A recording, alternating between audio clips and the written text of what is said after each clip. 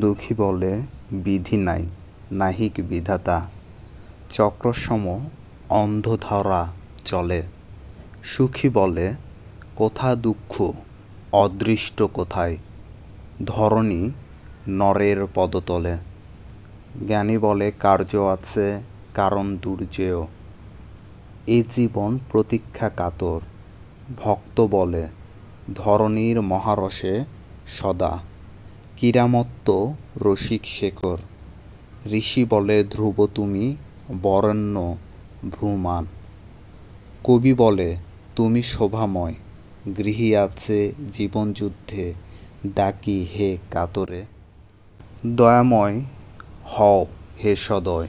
সারমর্মটি হলো বিচার বুদ্ধি, চিন্তা ভাবনা, মন মানসিকতায় পৃথিবীর প্রতিটি মানুষ একে অপরের থেকে পৃথক। দুঃখী ব্যক্তির কাছে জীবন চিরদুঃখময়, আর সুখীর কাছে জীবন হলো চিরসুখের। তেমনিভাবে জ্ঞানী তার কাজের দ্বারা, ভক্ত তার ভক্তি দ্বারা, ঋষি তার দর্শন দ্বারা জীবন ও জগৎকে বিচার বিশ্লেষণ করে থাকে।